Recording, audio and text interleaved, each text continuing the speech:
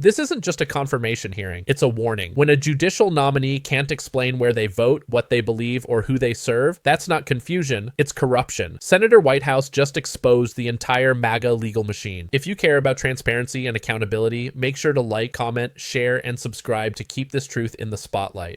Not just by many scholars, but by judges at every level of the federal judiciary, including the Supreme Court. Some of us agree with her analysis, others do not. We agree that, on the whole, Professor Mascott's academic work demonstrates the sort of intellectual rigor and depth that will serve her well during her career as a judge, end quote. Thank you. Senator Welch. Thank you very much, Madam Chair. Professor Mascott, the Congress has authorized the creation of inspectors generals in fiscal year 24. It saved 71 billion. In fiscal 23, it saved 93 billion.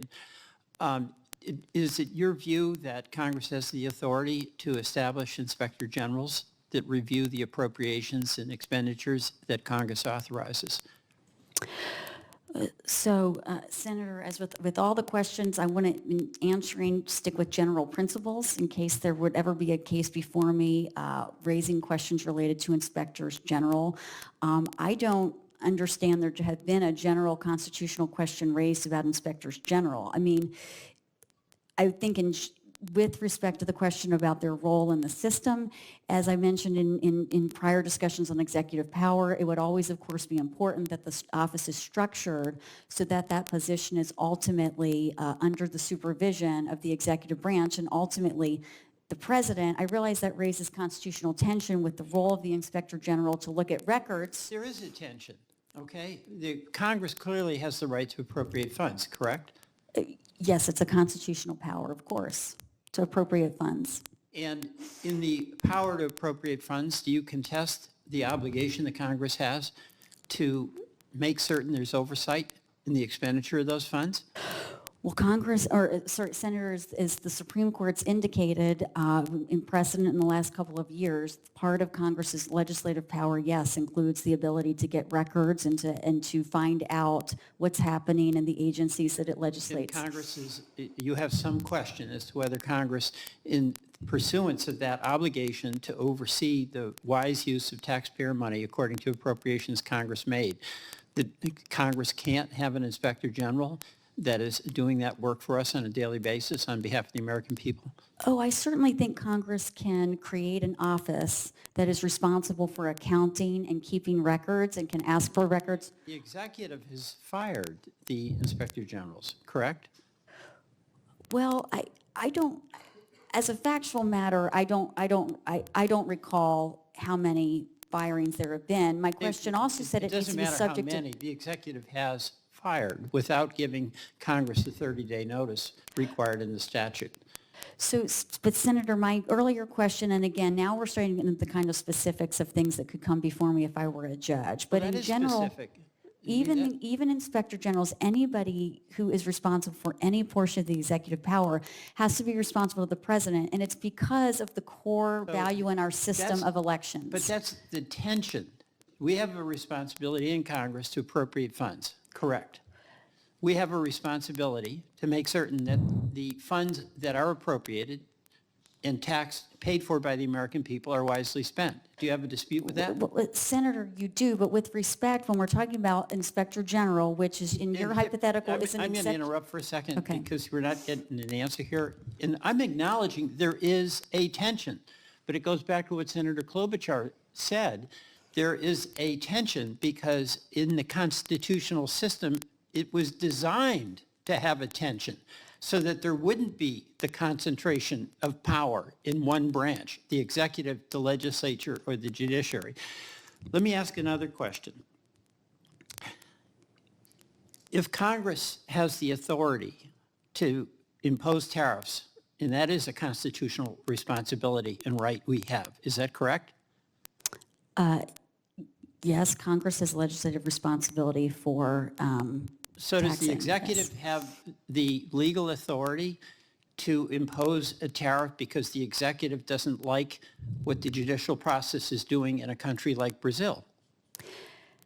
Senator, the question of tariffs is No, actively before the I'm not courts. asking just about the tariffs. I'm asking, is there constitutional authority for an executive to decide to use the tool of a tariff because he disrespects and dislikes the judicial policy in another country? Senator, my understanding of the legal basis for the tariffs is statutes that this body enacted with broad discretionary language, and tariffs within the terms of those statutes would of course be lawful. Last question. Who won the 2020 election?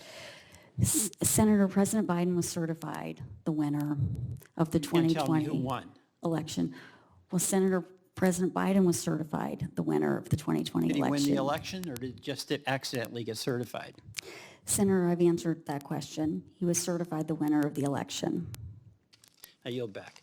In this hearing, Senator Peter Welch did what we rarely see anymore. He stripped away the legal evasion and forced a judicial nominee to face undeniable reality. Jennifer Mascott, a Trump-aligned legal academic, demonstrated how far some nominees will go to avoid uncomfortable truths. She has the credentials, clerked for Brett Kavanaugh, served in the Trump DOJ, and built a career inside the conservative legal network. Yet, when Welch asked direct questions, she avoided clear answers on matters that should not be controversial in a functioning democracy. The moment he asked whether Congress has constitutional authority to oversee how taxpayer money is spent, a foundational principle, Mascott responded with vague, circular answers. Rather than affirming the basic structure of checks and balances, she repeatedly emphasized deference to the executive branch. Welch reminded her that the Constitution intentionally divides power so no president can operate without accountability. Still, Mascott refused to commit. The tension became even clearer when Welch asked the simplest, most verifiable question of all: who won the 2020